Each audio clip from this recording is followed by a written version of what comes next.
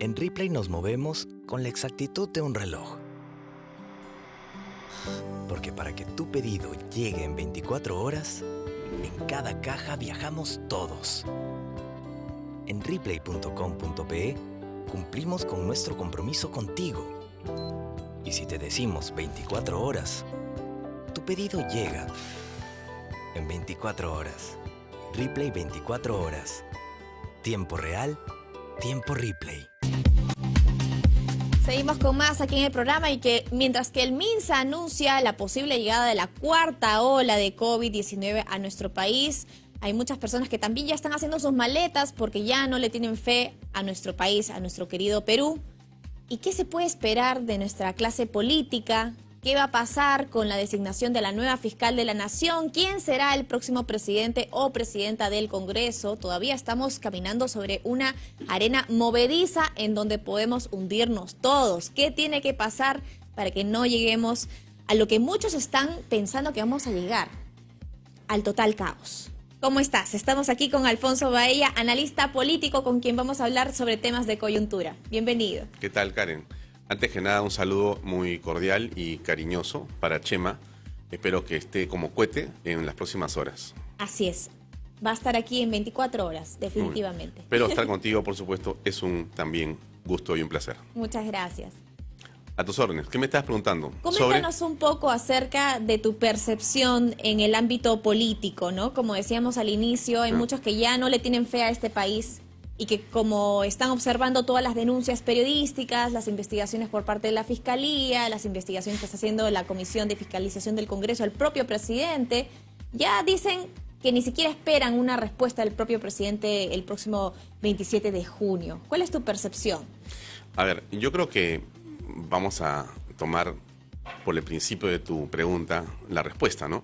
Yo creo que la fe es algo que no podemos perder bajo ninguna circunstancia. Creo que en el país hoy día, más que nunca, los peruanos que trabajamos, los que pagamos impuestos, los que nos esforzamos por hacer familia, los que hacemos lo posible por enrumbar las cosas de la manera correcta y adecuada, debemos de perseverar en nuestras convicciones. Mal haríamos en perder esa fe, mal haríamos en no tener esperanza sobre lo que puede el Perú tener por delante. Esto que estamos viviendo, Karen y amigos, es algo que preocupa, pero que también hay que tener claro que va a pasar. Esto va a terminar. Estamos en un momento crítico, ¿no? Complicado, álgido, difícil, y justamente en esta, digamos, situación, en esta coyuntura específica, es en la que muchas personas, como lo has dicho al principio, pierden la fe, pierden la esperanza. Dicen, esto no da para más, me voy. Producto de esa sensación, de esa percepción, lo que hemos visto en los últimos meses ha sido la salida de miles de peruanos, la salida de miles de millones de dólares al extranjero, porque la gente no tiene fe. Y dice, aquí no hay nada que hacer y lo mejor es partir para encontrar en otro lugar algo que en mi patria se me niega. ¿Qué tiene que hacer la clase política? ¿Qué tiene que hacer la clase empresarial? ¿Cómo deberíamos de estar pensando en ellos o qué pedirles? Yo creo que en este momento lo más importante, Karen, es la unidad.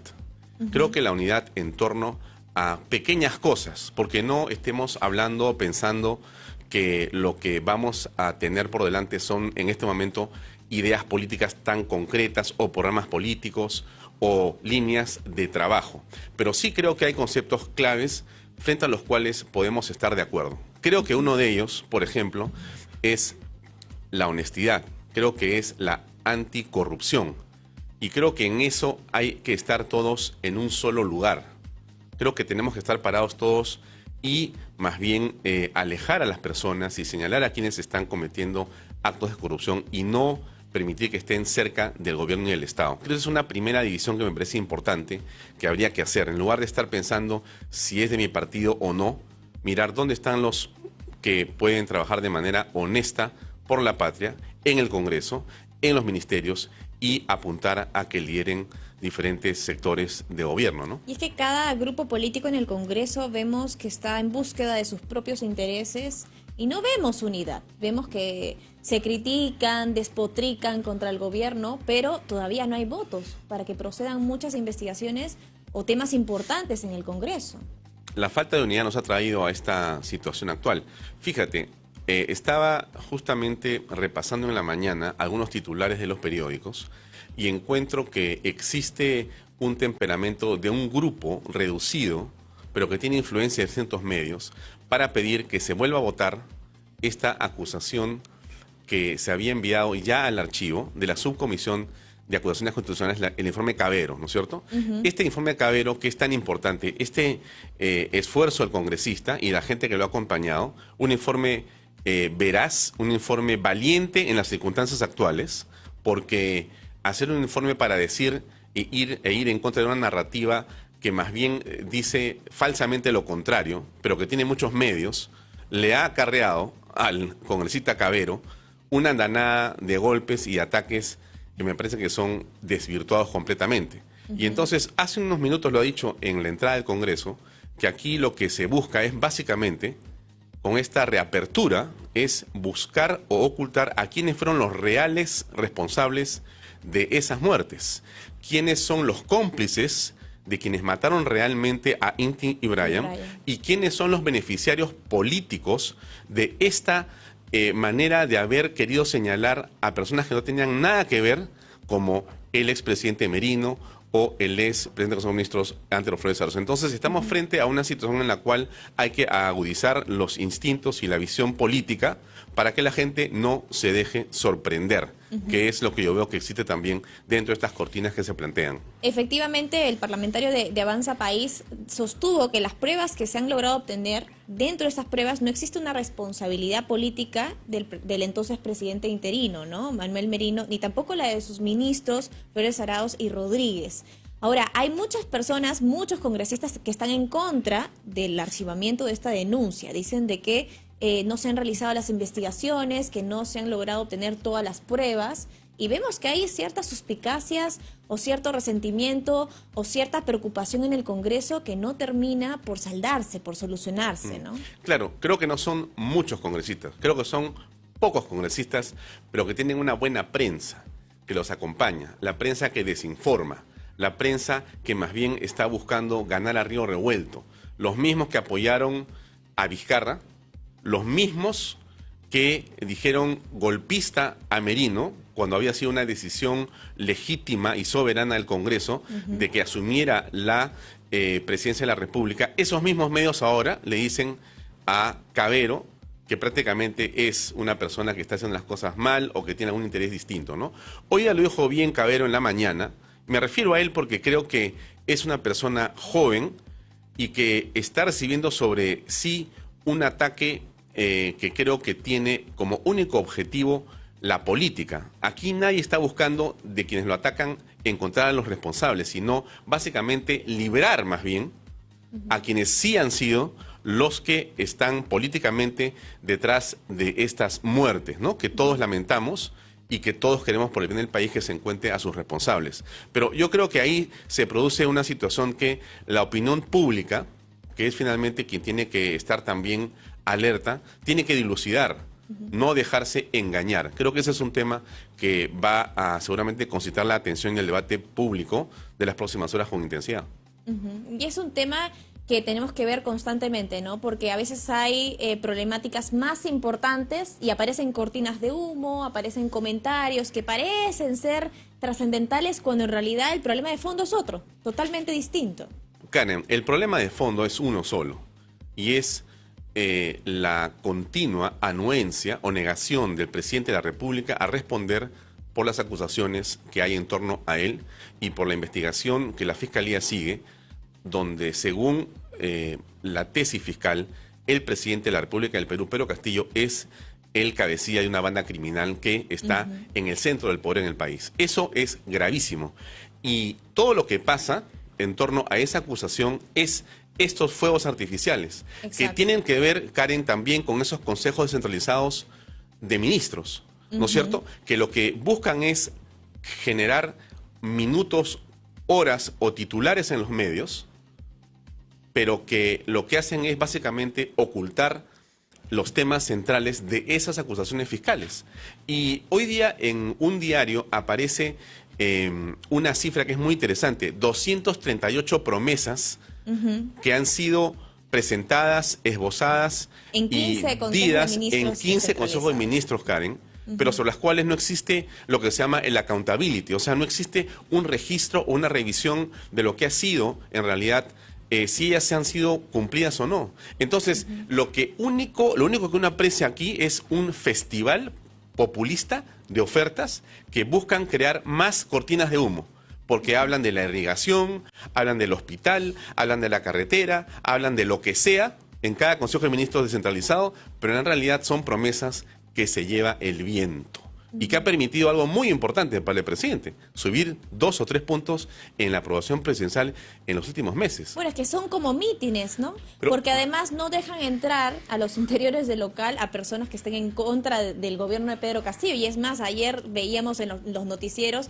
que en los exteriores de este local donde estaba hablando el presidente del Consejo de Ministros, Aníbal Torres, la vicepresidenta Dina Boluarte, habían manifestaciones ahí en Arequipa. Personas con pancartas literalmente diciendo renuncia ya, presidente Pedro Castillo. Que además es una cosa que se repite en todos esos consejos de ministros descentralizados. No es que lo de Arequipa haya sido una novedad, es una repetición de un escenario montado por el gobierno con una eclosión popular que es contraria a eso y que rechaza y repudia esa manera de hacer política del presidente, pero que, de mi punto de vista, para el efecto es perfecta. Muestras a un presidente que viene en sus aviones, en sus helicópteros, la tropa se le cuadra, camina con sus ministros, hay foto, hay video, Canal 7 está todo el día prendido ahí, otros canales también, y eso parece que fuera gobierno.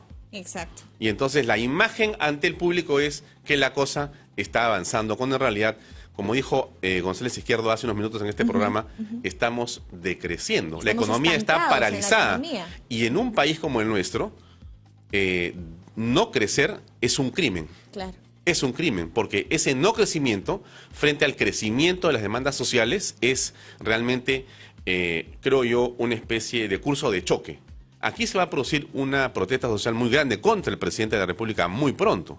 Y eso es algo que quizá todavía él no está midiendo de manera adecuada. Así es, están generando también muchos conflictos sociales que todavía no se resuelven y vamos a seguir hablando de este y otros temas luego de la pausa. Tenemos que agradecer a... Bueno, ahí está el discurso del presidente Pedro Castillo. No sé qué le pareció, pero a mí me sonó a palabras, copy-paste de los otros discursos que también ha dado en los consejos de ministros descentralizados. Él ahora está en actividades oficiales en Juliaca, en este encuentro por el desarrollo de la región Puno, ¿no?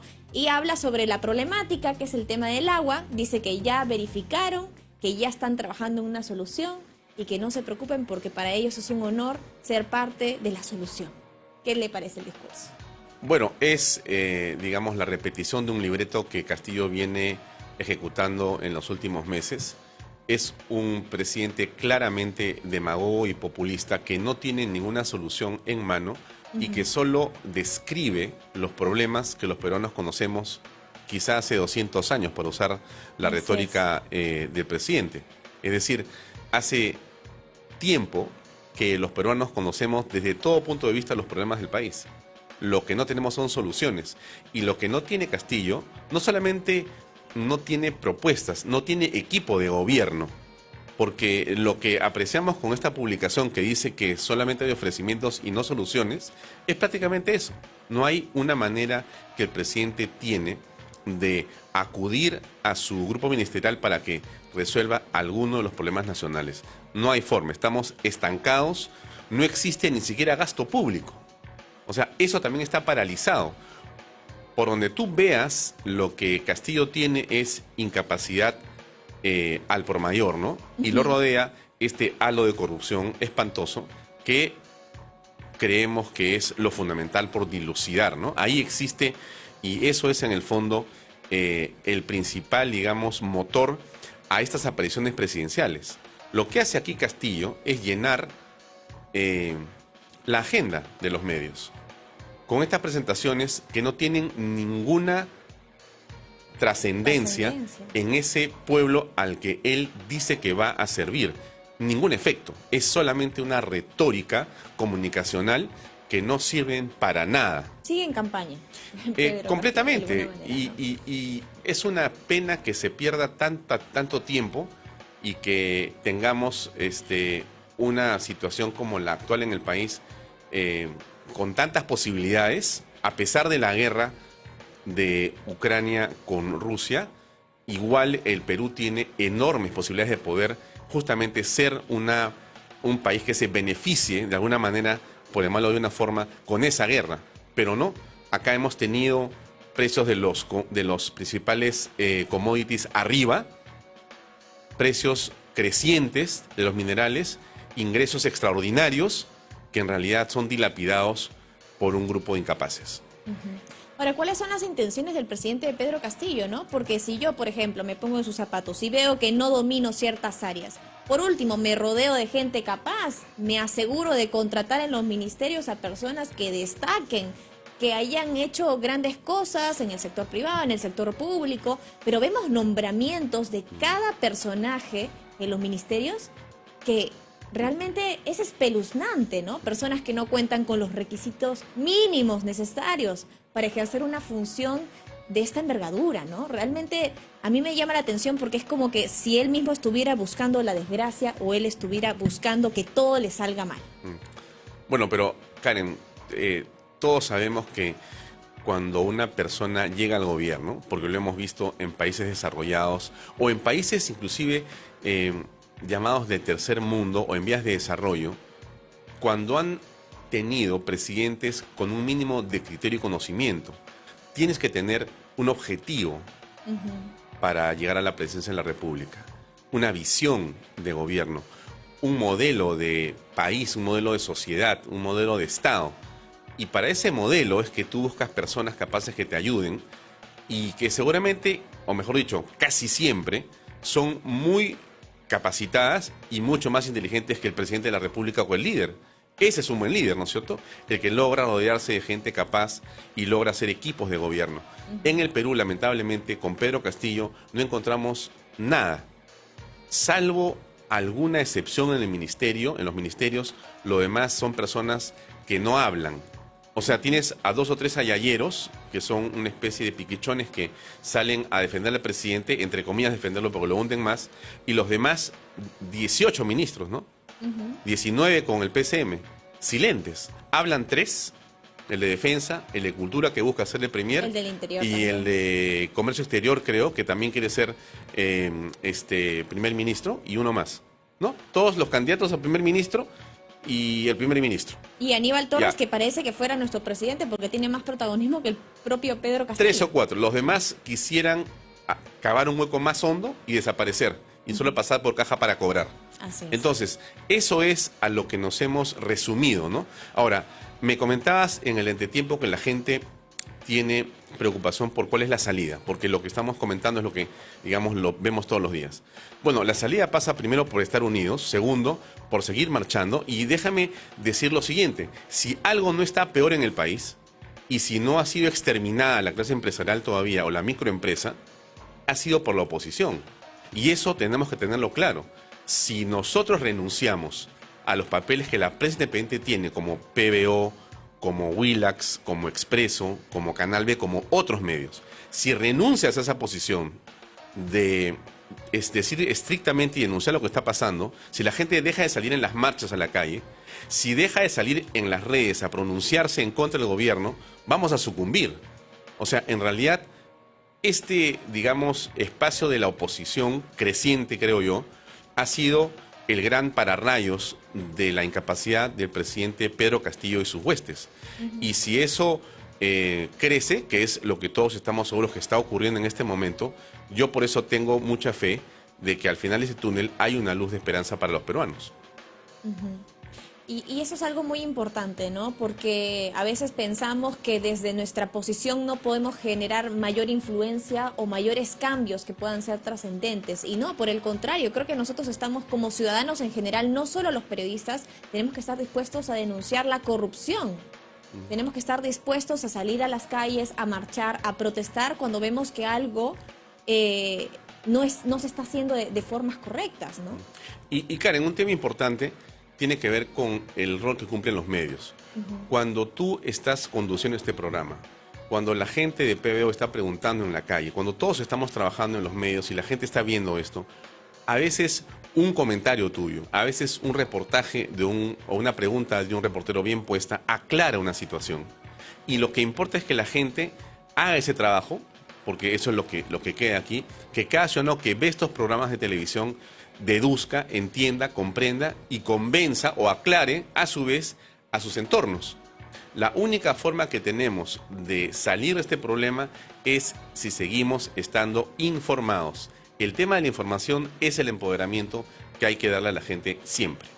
Así es, son temas muy importantes que necesitan de nuestro tiempo y necesitan ser prioridad también en nuestra vida, ¿no? A veces uno está muy ensimismado en las cosas del trabajo, de la familia, y a veces apagamos el televisor porque realmente ya no queremos ver más denuncias o más investigaciones al presidente, nos harta la corrupción, pero lo cierto es que si no estamos informados tampoco no tenemos medidas para revertir el estancamiento económico y muchas otras áreas que también ahora son de preocupación, ¿no? Yo te agradezco por habernos acompañado el día de hoy. Hemos estado conversando con el analista político Alfonso Baella. Gracias por tu tiempo y gracias por estar aquí en PB. Saludos a Chema y a todos ustedes. En Ripley nos movemos con la exactitud de un reloj. Porque para que tu pedido llegue en 24 horas, en cada caja viajamos todos. En Ripley.com.pe cumplimos con nuestro compromiso contigo. Y si te decimos 24 horas, tu pedido llega en 24 horas. Ripley 24 horas. Tiempo real, tiempo Ripley.